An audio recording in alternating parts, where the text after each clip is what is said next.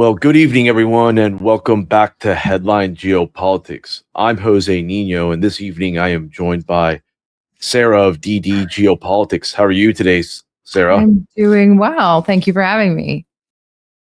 Yeah, I've been following you and your outlet's work for some time, and I like it a lot because it's sharp and incisive, and it goes against the grain when it comes to a lot of the geopolitics sphere in the alt media, which at times sometimes can be a bit sensationalist and ironically mirrors the old media too, in terms of like the tropes they push and like the narratives. But yeah, tell us more about yourself and your outlet. Well, I am a retired U.S. Navy veteran. I have degrees in political science from Arizona State University and degrees in psychology and marketing from Temple University in Philadelphia, where I grew up primarily in Philadelphia and southern New Jersey. While I was still in the military, I started sort of reporting and doing analysis on the Russia-Ukraine conflict. And that sort of just blossomed into what you see now, which is a multinational, pretty much a media cooperative. The reason why we get to be so against the grain is because we're mostly international. There's only two people that are in the United States. This is their primary source of income wouldn't be affected by the rabid mobs of free speech restrictors that troll the United States. But so we do have the advantage of being able, and we're completely independent. We are not sponsored by anyone. We rely totally on monetization and donations. And so we're not beholden to anybody. And so that's the way that we function. And that's the way that I would like to keep it. But that's where we're at now. DD Geopolitics has really grown over the last probably year or so. And we have people all over the world and in all of a lot of the war fronts as well. So what got you into the field of geopolitics and has made you take a more alternative view to the conventional perspective on geopolitical affairs? What radicalized me? Is that the question? Well, in 2016, I was deployed. I was deployed on the USS Dwight D. Eisenhower, and I had never done a combat-involved deployment. And so we were maybe like a third or halfway through a pretty awful, grueling deployment involved in the liberation of Mosul. So Operation, I think it was Enduring Freedom, Enduring Freedom. And so about halfway through, they had said to us, you need to go to a training class for something. And I was like, okay, this is not out of the ordinary. So we went to the training classroom and we sat down and a video came up and it was like us like indiscriminately bombing targets. And it was like a hype video, though. It was like Lil Jon started blaring over the speakers. And I was like, And I was like, what the hell am I involved in? Clown World America. Exactly. And I was like, what is going on? And then I came back from that deployment completely jaded. And I started digging into, and it's funnily enough, now I look back at, I'm thankful for her, but it was The Shock Doctrine by Naomi Klein that started my journey into the sort of this foray of this kind of anti-imperialism is kind of the first step in that direction. And then, you sort of dig into the underbelly of the United States empire. And then, eventually in my Navy career, I became incredibly depressed and guilt-ridden towards the end. And things were getting worse in the Navy as well as just internationally speaking. And I was just so done with it. I wound up retiring due to PTSD and some physical back issues that I had been having. So I wound up retiring and I kind of utilized that as to my advantage. I took the free time to really start self-studying. I went back to school. And really started digging into theorists and analysts and people like on both sides of the aisle. And that's kind of how I came to this point. But once I retired in the fall of 2022, so since then it's been pretty balls to the wall. I'm curious here because you mentioned your Navy experience. Were there other colleagues of yours that went like a similar path that got jaded by this?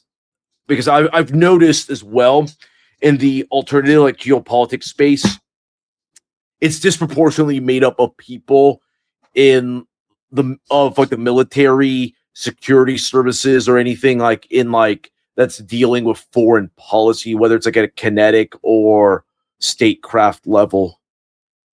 Well, I remember people, it's interesting, and I don't want to like sound like an elitist, but people that are in the more technical and occupations that require higher ASVAB scores tend to have take the most issue with the things that are going on. And so the people that actually kind of make the ship run and make the deployment go are all sort of, I hate to say, but kind of the lower IQ people, and they don't care the cogs in the machine. Yeah, they don't care. So my colleagues, because I was in aviation electronics, we didn't deal with any ordnance or any lethal weapons. We dealt in electronic warfare, and we were very like put off by the whole thing. Whereas like the mechanics or maybe like the plumbers of the ship were like cheering it on. So I do know a lot of people. I always say, if you didn't come out of the military or even just government service in any capacity radicalized, then you're either a sociopath or just completely ignorant and retarded. So, I mean, I know a lot of people that took a lot of issue with the things that we were doing. And even if it's not from like a humanitarian, like we need to stop doing this to brown people in other countries, a lot of people have an issue with what the military does to Americans and how Americans are sort of this peasant class is kind of kept on purpose to kind of supplement this all volunteer force that we have. And these soldiers and sailors really aren't making out wonderfully. A lot of them are on welfare and WIC and government assistance. And it's a big racket. So a lot of people become disaffected because of that. But yeah, there's a lot of issues in the military. I know a lot of people that have gotten radicalized. Obviously, Scott Ritter and all those guys are people that I know that have served and have gotten out and kind of spoken against it. A lot of people, for me, there's a lot that has a lot to do with guilt. And I feel like there's some sort of repayment or something, like some debt that I kind of owe just because of the horrendous things that I wasn't directly like firsthand involved in them, but the fact that I was part of the support system then that made those things happen is something that I just want to kind of repent for. And so this is the best way that I know how to do that. Yeah, I've heard many similar cases there, but it's good that people who are in the inside are beginning to defect, and at least like you can talk about like how like the sausage is made, or really how it's just tarnished because of this really messed up system we live under. And speaking of people on the inside, I saw you had a really interesting take on Joe Kent.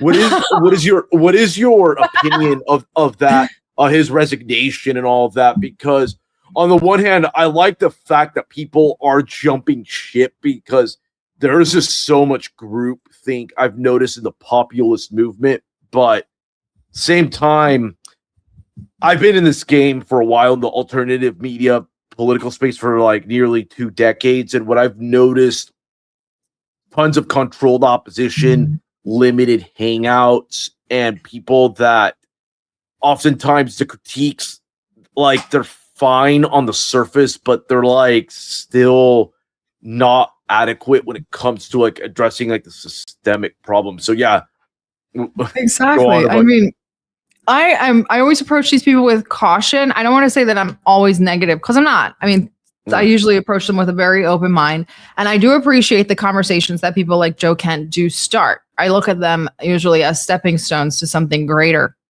I mean, immediately upon the release of his resignation letter, there's all this gobbledygook about thanking Trump for killing Soleimani. And that like tells me right there, you're completely illiterate about what is even going on. Because in the letter, he says, and regretfully, his late wife Shannon was killed in an ISIS suicide bombing, but then he thanks Trump for killing Soleimani, the guy who was literally ISIS's arch nemesis. Yeah, go into that. Go into that. Yeah, why is that? Like, why is that part of Kent's resignation letter? Like, just off base. Exactly. Why is there like, and it's a little tiny little blurb. It doesn't really fit contextually, where he says that he's grateful for Trump's hard stance against Iran and the fact that he assassinated Qasem Soleimani. And also in his letter, he mentioned Shannon. And I'm like, well, Shannon was killed in Syria by people that Qasem Soleimani was killing. So I kind of chalk it up to maybe that's ignorance, but also at the same time, why is a Green Beret that ignorant? And then why is he also the deputy national, like NSA? So I was like, okay, maybe he's just stupid, which is not good. But okay, I'd rather him be stupid than like have an ulterior motive. After he went on the Tucker thing, I realized this guy kind of just doesn't really know what he's talking about. There's a lot of it's strange things that then we had other streamers, and I'm not a huge streamer watcher, but I do when like things are going on such as this, and I did watch forgive me for mentioning, but I did watch Nick Fuentes' analysis on it, and he brought up the Thiel JD Vance connection, and I think that's very important. And why are the people such as him, as Joe Kent, with these connections to JD Vance and Peter Thiel, positioning themselves in these places where they're sort of saying, oh, Trump was a good guy. He just got wrapped up with the wrong people and dragged into the war. We could kind of salvage this with a JD Vance. Like it feels very off to me. And he feels very, I call him Temu Johnny Bravo. He feels too polished, too like square. It's all just it's too much. And then the same day he announced his resignation, and I'm a Catholic, cradle Catholic. As soon as he announced his resignation, they announced that he's speaking at Catholics for Catholics. And I'm like, who the hell is this guy? He's been fine with the genocide for 3 years, calling Hamas and people in Palestine terrorists, and fine with what's going on in Lebanon. And now all of a sudden he's a Catholic for Catholics, and he's speaking out against the Iran war. That was the bridge too far, even though you said you're thankful for the assassination of Qasem Soleimani, and you're grateful that Trump ended the JCPOA, which are the things that created the conditions that created I was about war. to say. Yeah, I mean, there's a lot to unpack here. Based on the research I've been doing, here's the thing. There's a strong case to be made that Donald Trump is like a multi-decade Israeli asset based on his family's connections to organized Jewry and some like the kookiest segments of Zionism in the United States. And this is an international thing, like the populist movements, not just in the US, but also in Europe. They're like basically just Zionist cutouts. They just use the aesthetics of like ending wars and restricting immigration to just reel in a bunch of disaffected voters, but then they lock you in the room and like take the mask off and say, nope, you're not getting any of this. We're actually doing Judeo-accelerationist foreign policy. Because if you actually look at Trump, you mentioned the Soleimani assassination and exiting the JCPOA. Trump, his foreign policy has broken a lot of taboos, not just on the Iran thing, but also the Palestine issue that even neoconservative and neoliberal hawks, which are all Zionists, by the way, that they would even touch. Like, for example, the Iran strikes. Trump has actually talked about this stuff since 2011 in his book, Talking Tough.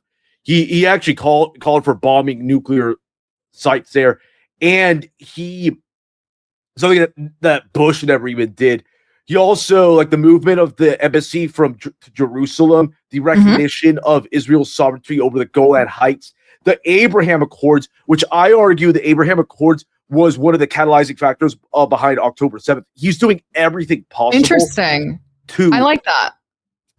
He was doing everything possible, at least in the Palestine front, to bait a response, 100%. In my opinion, from Hamas and then the Soleimani assassination, something that like killing like a general in a third country. That's something even like the neocon and neoliberal interventionists didn't do. and then the Iran attacks as well. I even have argued too that Trump's whole let's try to like normalize relations with Russia, despite the fact that he was actually quite hawkish towards Russia in his first term. When you look at the sanctions, the military aid he posted, that to me is a total ruse that was basically done to create a balancing coalition of the US, Russia, and these comprador Arab states to basically contain Iran and just bring it to its knees. It's not about peace or anything with Russia. It's all about like just building a coalition there. That's interesting. I also think that he utilized Russia to sort of play into this Christian nationalist narrative that sort of was building in the United States, and that was an easy way to sort of pander to them. There's also a lot of Russian shit libs and fifth column that really love MAGA. Like when I was in Russia during the second when Trump got elected the second time, and they were excited in Russia. They were like, "You're voting Donald Trump." I said, "I'm not voting. Are you crazy?" But there's no Pat Buchanan. Also, one thing to note too, I know a lot of Russian Jews like in Brighton Beach I've met that love Trump too. Yep. But like that's the thing as well. And Trump actually, you want to know about the Russia connection he has? It's actually with the Russian mob, which is disproportionately Jewish. If you do the research, like this guy is just a golem, and he is a gimp for like the Jewish like mafia and just like the murkiest elements of world Jewry.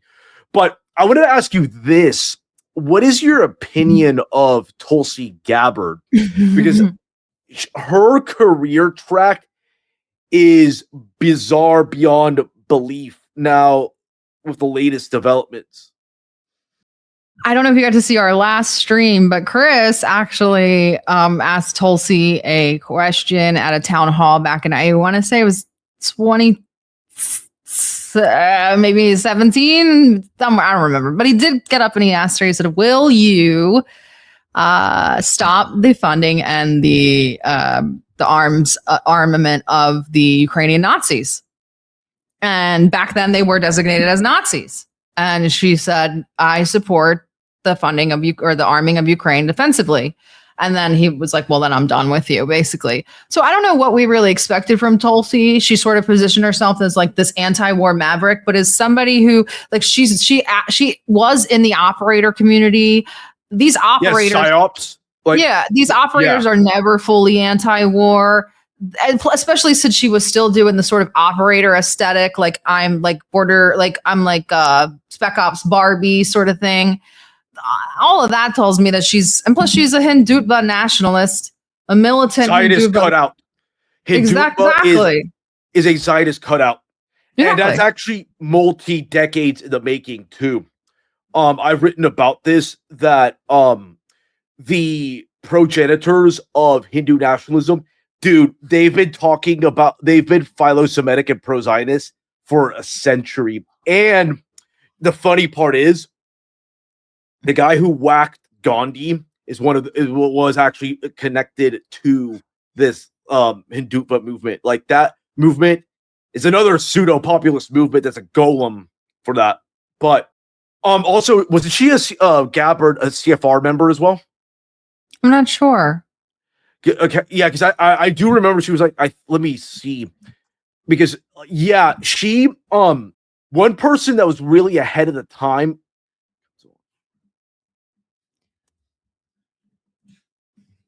Yes, she actually is. Yeah, but one thing as well. Yes, she was. Yeah, she. Scott Horton of antiwar.com. Yeah, he's great. Was ahead of this, and I have to credit him. I was there at a conference where he was saying like Tulsi Gabbard. This was like in 2019 that Tulsi Gabbard was saying like, yeah, I'm against these regime change wars, but I still support like the war on terror when it comes to like targeted strikes and all that spec ops stuff. Yeah, it's a cop out. Yeah, it's.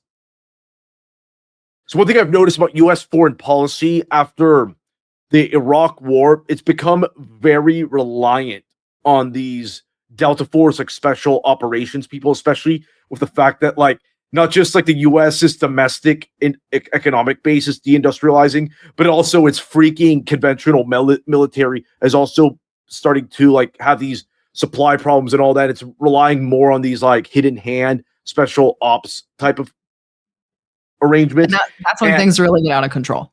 Yes.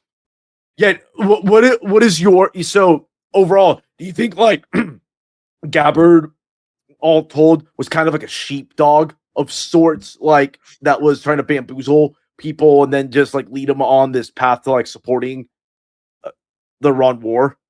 I don't know what her I know we see the means, but I don't always know what her ends is. She's very wishy-washy.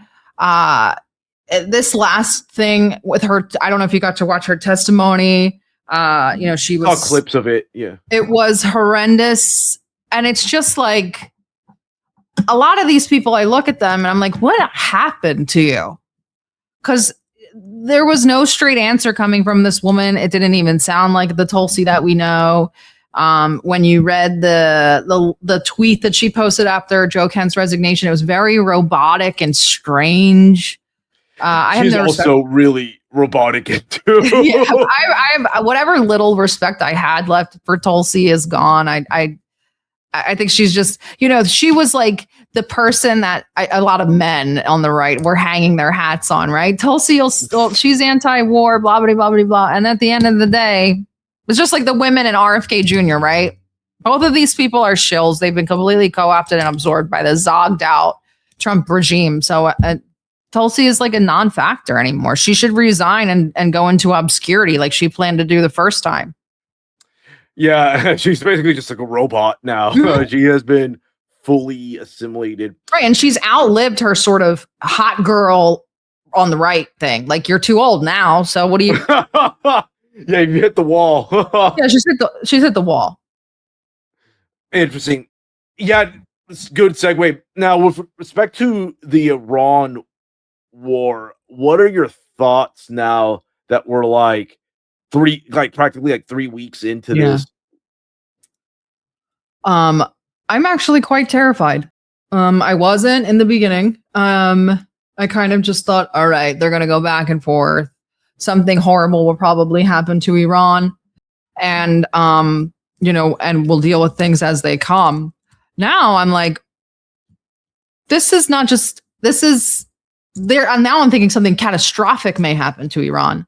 But even before leading up to that, the catastrophe that awaits all of us in varying degrees is bonkers. And the part that wouldn't worry me as much if I didn't have basically what amounts to a junta as a government lying to me. Everything they say is a lie. They lie about every single thing, from the casualties, which you expect, to what's going on those carriers out there, which I was a sailor. I know what goes on these carriers. They're not telling the truth. To all of the aircraft that we're losing, to the lies about the F-35. This is incredibly troubling. We're past the point of the emperor has no clothes. It's so horrendous that it went from like, okay, you're lying. Maybe you're just like trying to cover it up, to like, okay, this is kind of funny now. Now it's to the point where it's downright horrifying.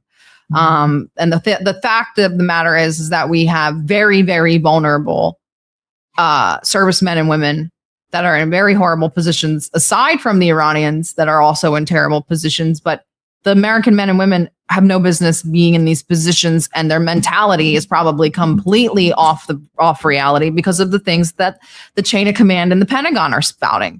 It's the lies and the constant fiction that is really troubling to me. It tells me that things are a lot worse than they even want to let on. And that's scary. Because when you back these people into a corner, who knows what they'll do. Talking about the Americans and the Jews, not the Iranians.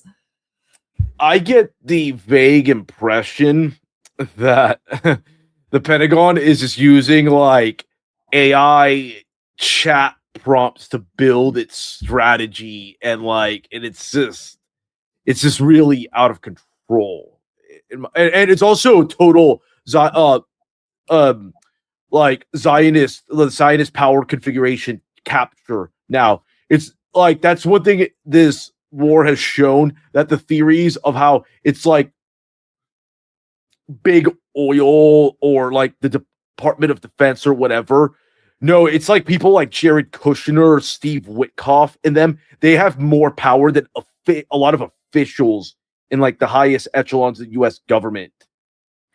It's terrifying. I mean, when you really take a step back and you look at it, who are the power players in this administration? It's Susie Wiles, Howard Lutnick, Jared Kushner, and Steve Witkoff, and Scott Bessent, if you want to include him, who's just a fagula for the Jews.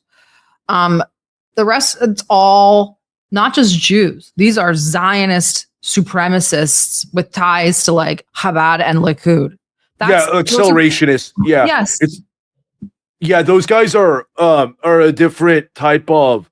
Yeah, they're way different because even like, not to like, this is not even to praise like the previous cohorts, like the neoliberals and neocons, but those types, they were not as like grug here as these people. Like Chabadnik is the most like esoteric and like the creepiest of all those sects. And actually, the Chabad thing is very tied to this populist network. You see it all over from like Argentina, Hindutva, and all that. That stuff is just a whole can of worms in of itself.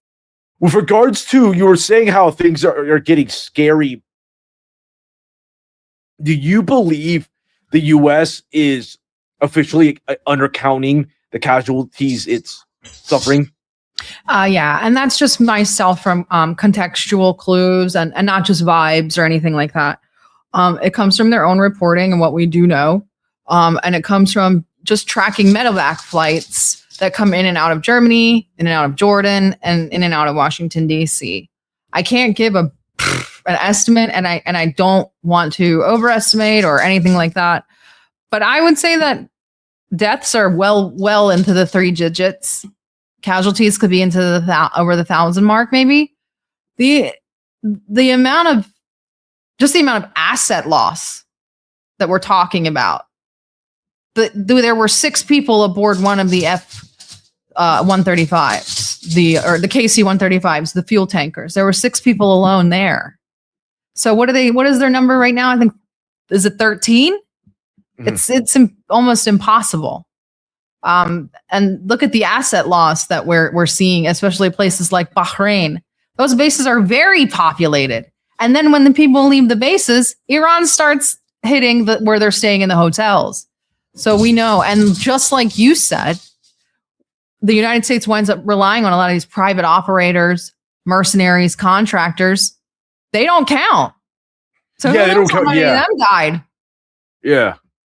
So it's very much, it's very murky, and they're doing it on purpose. And every American should really be taking offense to this. They're not, but they should. But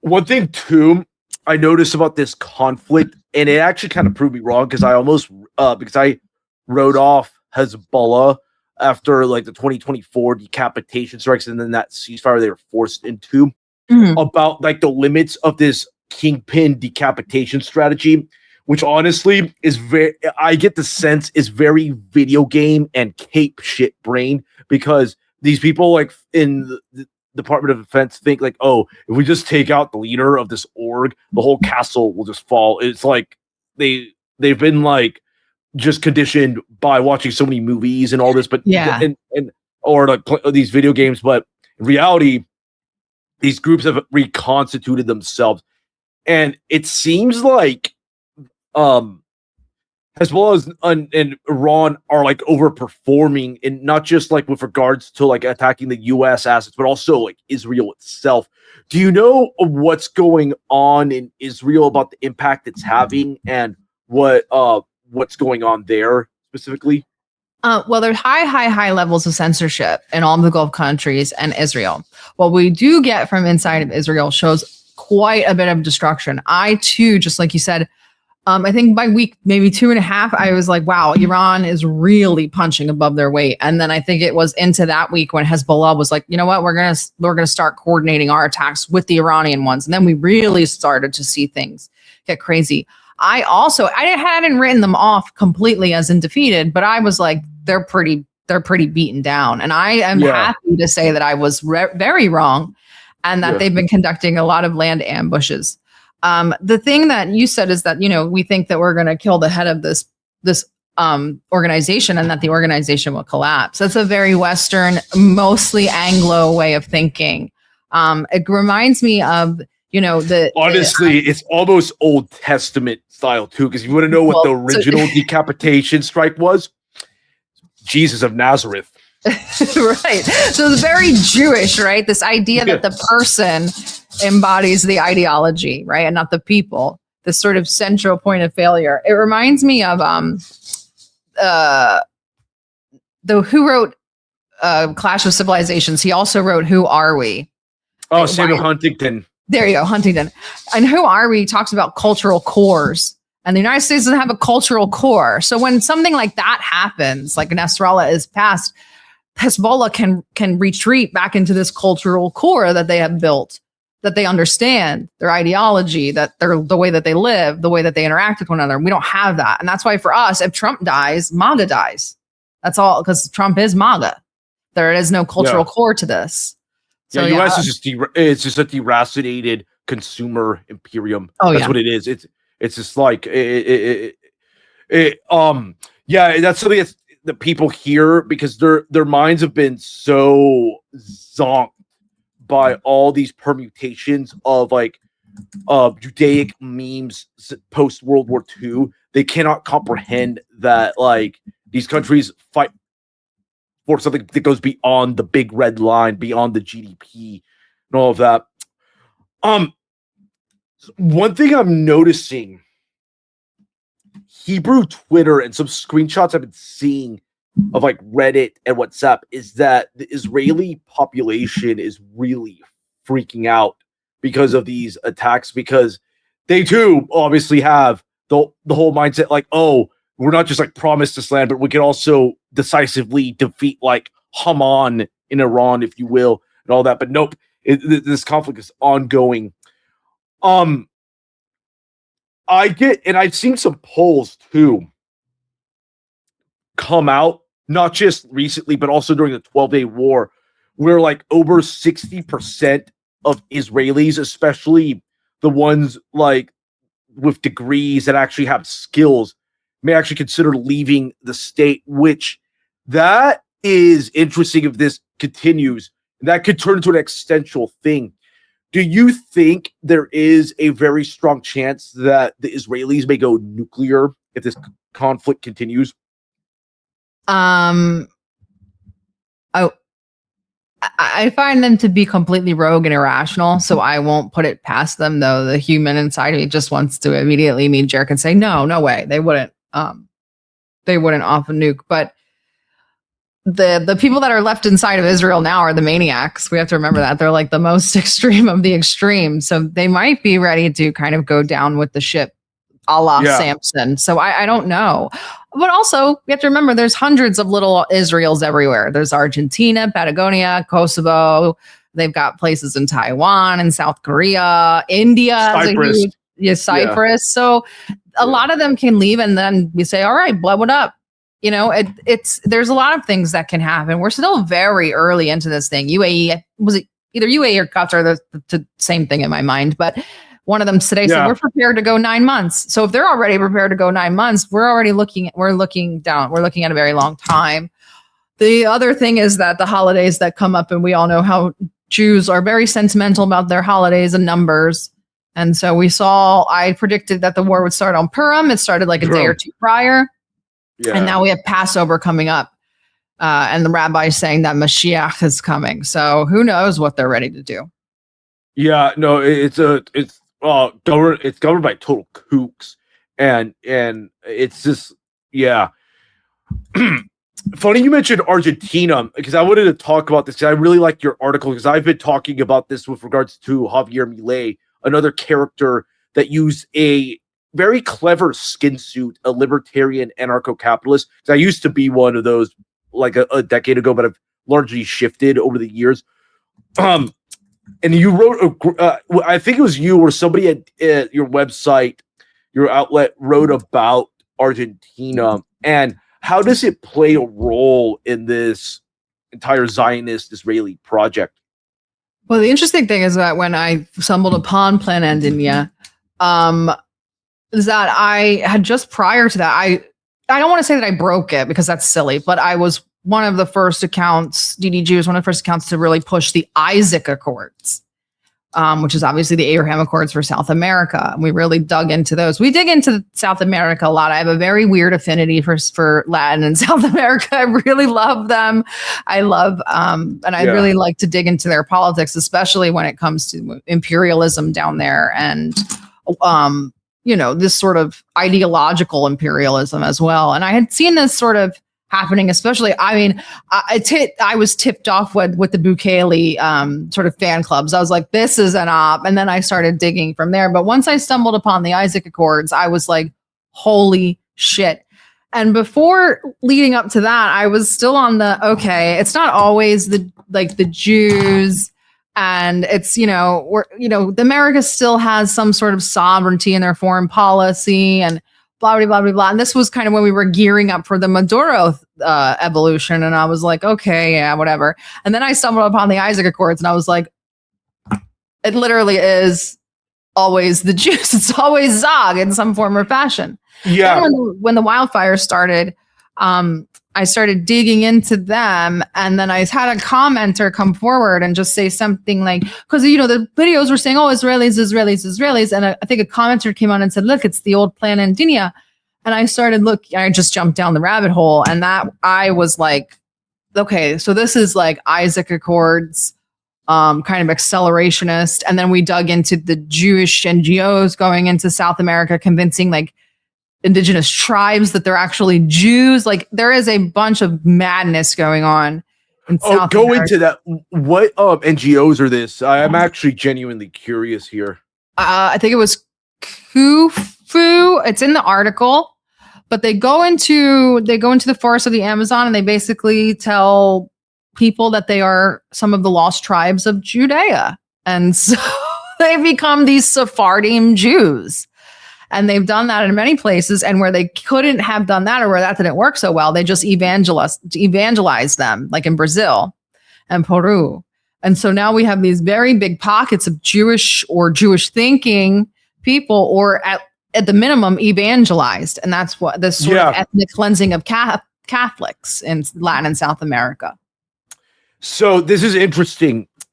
Even when in the Cold War, this is very much a reactivated and somewhat rebranded up, because even in the Cold War, when you had like more like competitive factions within the American deep state that were not fully like Zionist or Judeo-accelerationist or Israel only, there was a movement to prop up like evangelicalism, like in Guatemala, which has been the oldest running and most pro-Israel state in Latin America until Javier Milei showed up.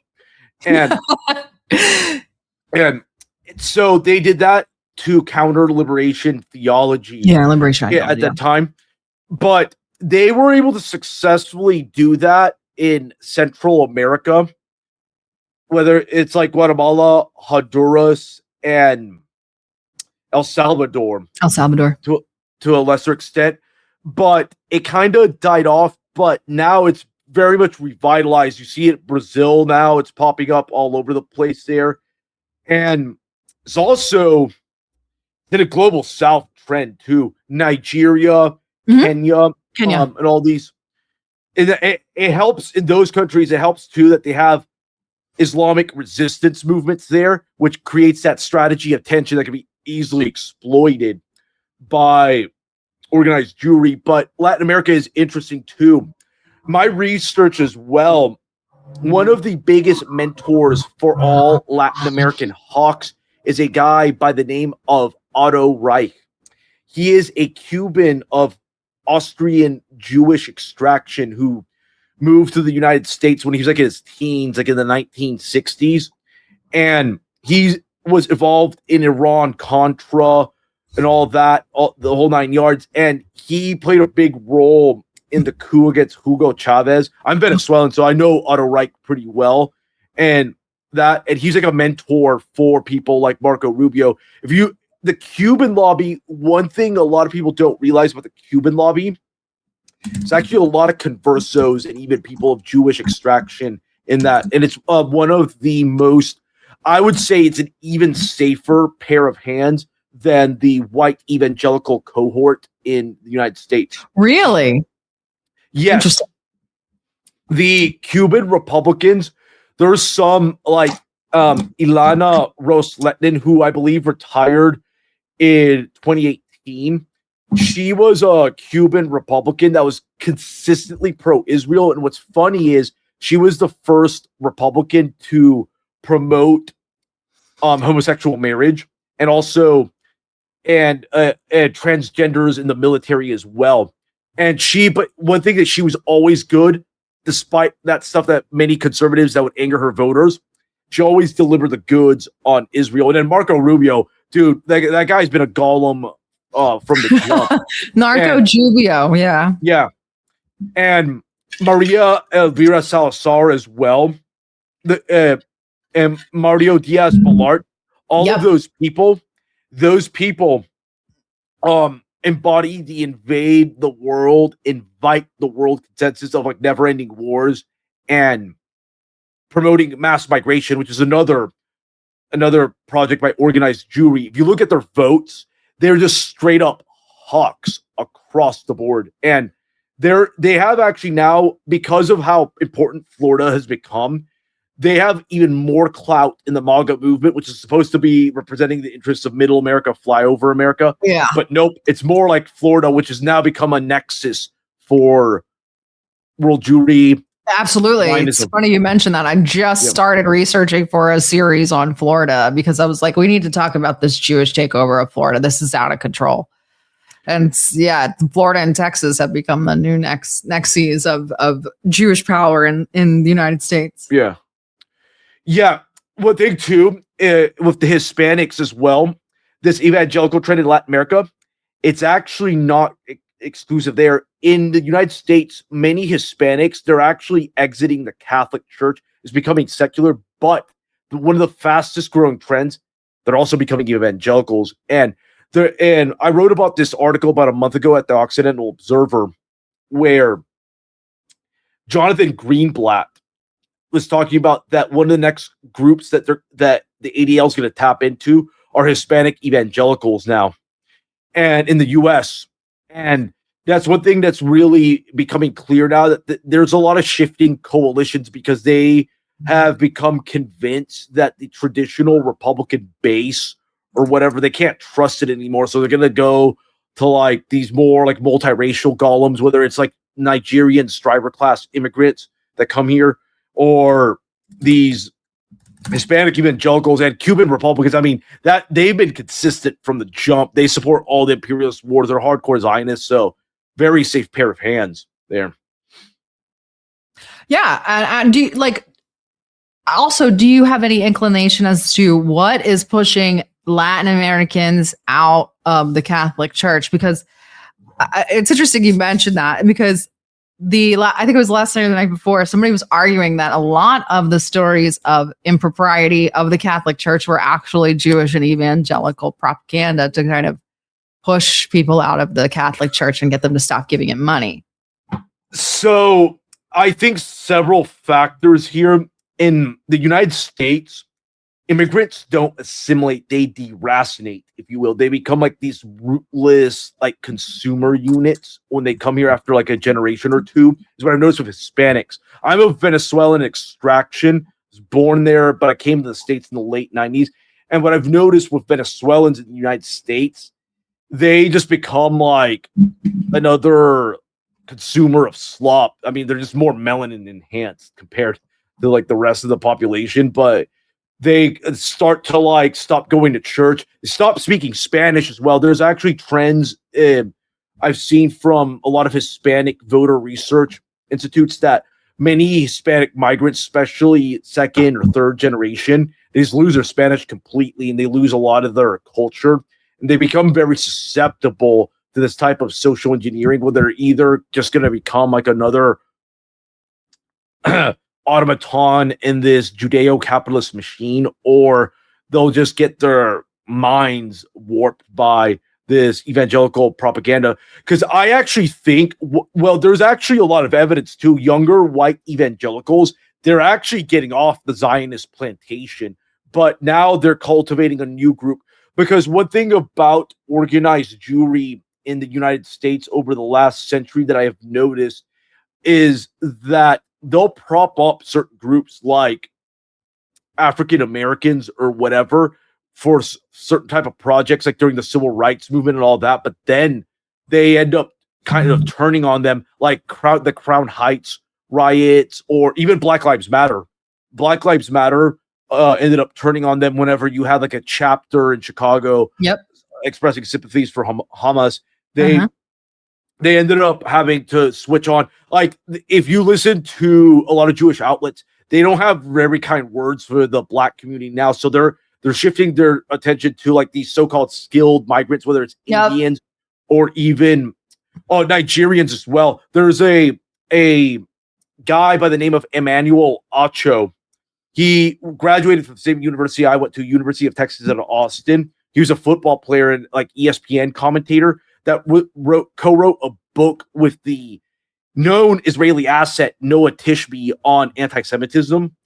And he's one of these professional class Nigerians that are very much pro-Israel and all that they're going to be counting on more. And I think that's part of a new strategy, because the previous golems they use, whether it was blacks, white evangelicals, they can no longer really be trusted any longer. So they have to shift, or they have like very reliable groups like Cuban Republicans, and then now these groups in the global South. That's why I find the narratives that some of like these anti-Zionist people on the left that say like, oh, Zionism is a white settler colonial project that only white people support. It's nonsensical. If you look at the polling, the recent Pew Research polling, every white European country, which are all like pretty white majority, despite the migration they've gotten, they're still like super majority. They all are rabidly anti-Israel now, especially with regards to the Gaza. It's just their political classes are just bought off. And almost all these countries, except for these countries like in the global South, like India, Nigeria, and Kenya. And then I would suspect too, the countries in Central America. One thing to note too, one country I think that could also be toppled soon in Latin America because of the evangelical trend once Daniel Ortega hits the bucket is Nicaragua, because they have a very fast growing evangelical population there. And I think the one problem with Latin America is that once their leaders like die, like the transformative leaders die, they generally, those regress. Government, they regress. That even happened with Hugo Chavez as well in Venezuela, because I am actually convinced there was a lot of foul play with his death. I don't think it was. I've actually heard the same and kind of come to the same conclusion. I don't believe. I personally believe if he were still alive, the events that happened recently would have never happened. Never.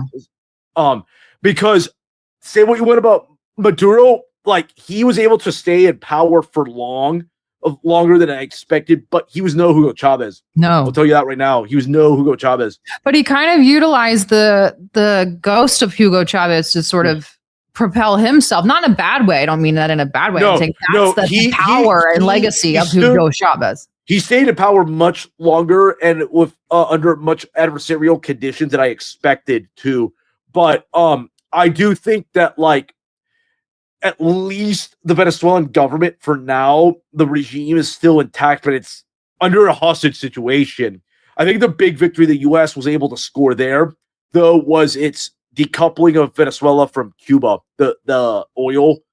And we're going to see what's going to happen in Cuba now, because I think they may fulfill Meyer Lansky's dream, turning that island, if they're able to knock a Jewish-run casino. If for those who are not aware, the online gambling and sports betting industry is heavily dominated by almost every element of Jewry, whether it's Israelis or just Jews in America. That's one thing that I've noticed as well. So yeah, watch out for that. I just don't bother with these predictive gambling sites. It's so sick to me. The whole thing is sick. Oh yeah, it's so parasitic. It is like a transfer of capital from Gentiles to Jewry, if you Literally. think about it. Yeah. And not only that, I mean, this is why we've become such a resource colony, is because, you know, when people think of resource colonies, they think of, oh, the British go and colonize Nigeria for gold, or, you know, the oil, or the Belgians colonize the Congo for rubber. But no, the Israelis have literally colonized us for our energy, for our data, for our money, like, and for our energy, literally. So we've just become a resource extraction colony, just not in the way people are accustomed to thinking about it. Yeah, there's a lot of bad thinking with regards to this. Now, going back to Argentina, what evidence have you seen of concerted efforts of colonization there by like Israel and just like other elements of like the international like Zionist power configuration? Well, what we really noticed is that, and I'm going to pull up my article, but what we really noticed is that the way that things are functioning down there, and you already know this, is that, you know, either a natural disaster will happen or a fire, and then they come in and they sort of buy the land on the cheap. This is the technique that has happened often in the United States. And now actually our articles and our research, people who have researched the fires in South America, have inspired people in America to go back and re-look at the ones that they saw. More evidence was that when we started looking through the photos from Patagonia down towards the most southern tip, almost to, you know, the Falklands and then Antarctica, and there are a plethora of companies that use the Star of David as their logo. And you know how Jews and Israelis are, they really like to show you what's going on. So I wasn't shocked that they're using the Star of David. They want to let you know that they're there. This isn't in the secret. This isn't secret. Then there's also a business mogul, and the name for some reason is escaping me right now, but he basically owns his own compound, which is illegal.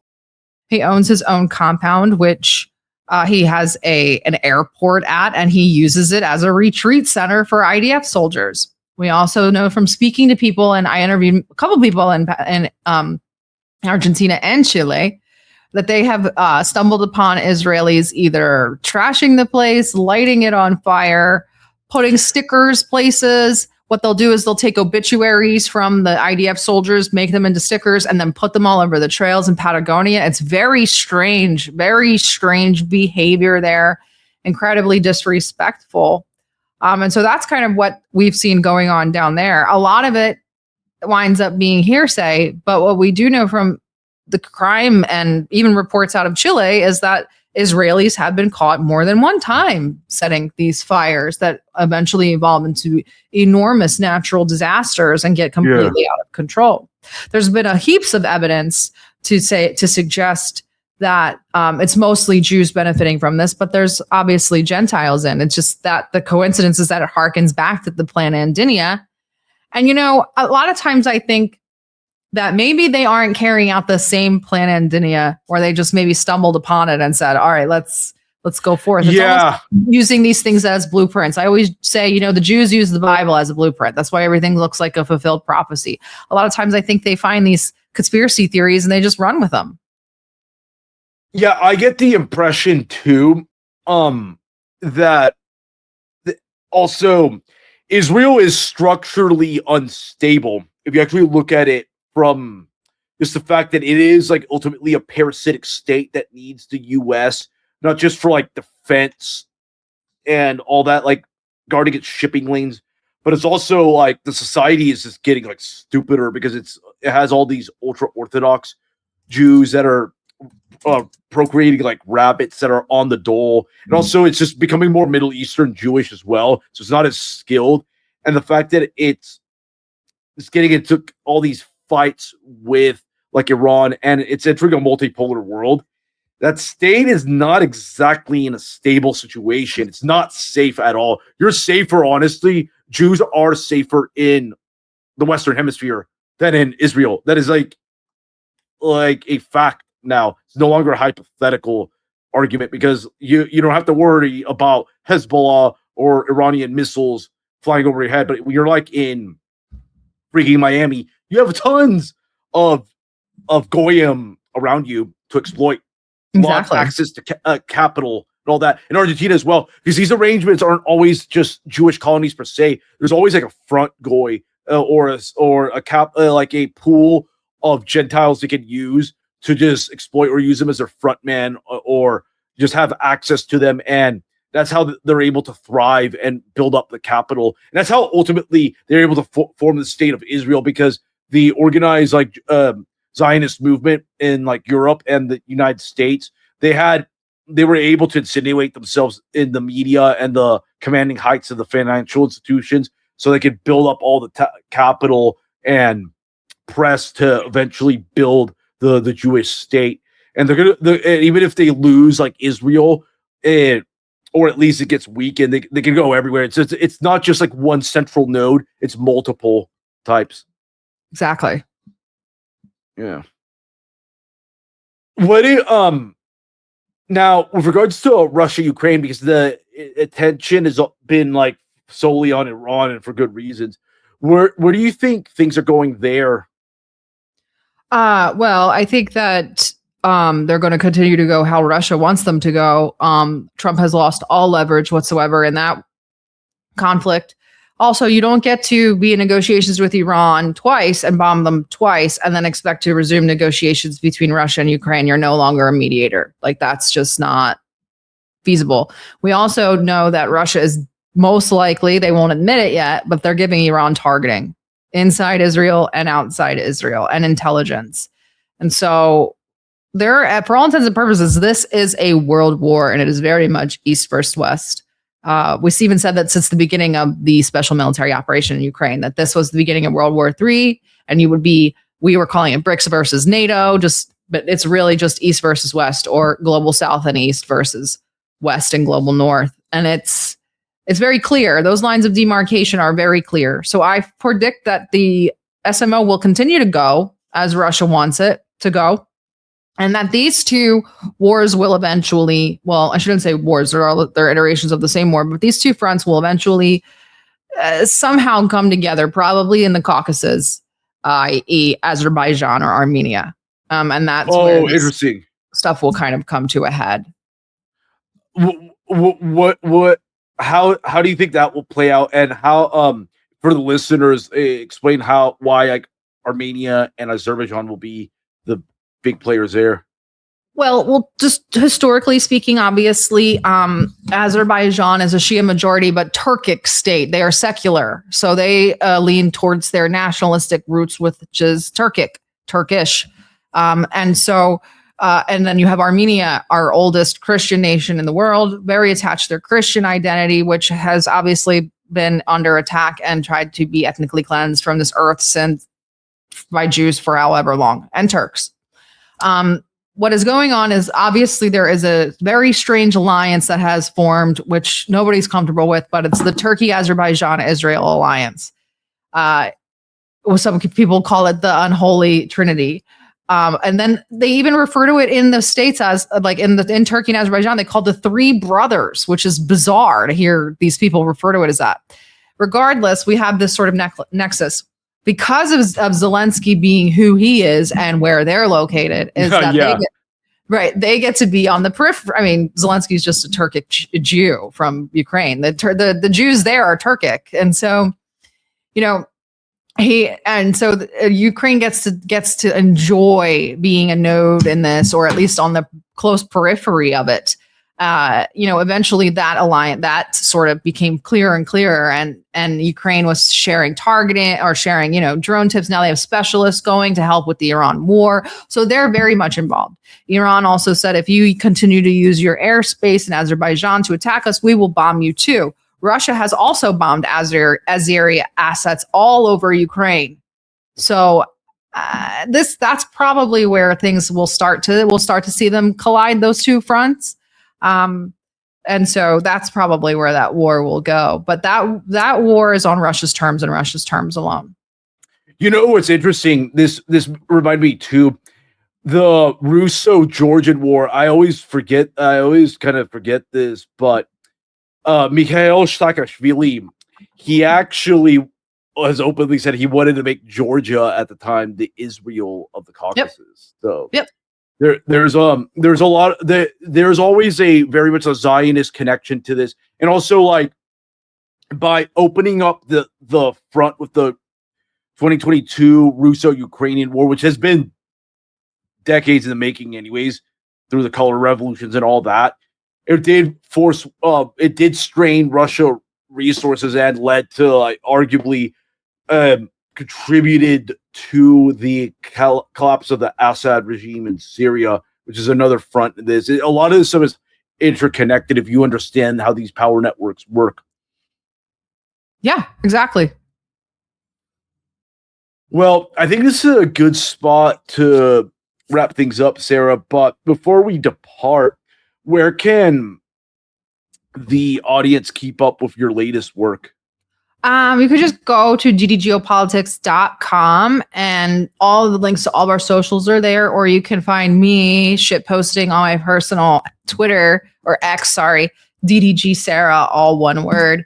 We're always around. You guys can find us. Probably too much. We're probably saturating the supply and we need to back up a little bit. You guys can always find us somewhere, anywhere. And Chris is always doing something insane. So you guys can find us at ddgeopolitics.com. Thank you so much for having me. It was a really great conversation, truly. Yes, no, I thoroughly enjoyed it. And yeah, thank you so much. And to the audience, thank you for tuning in. Until next time.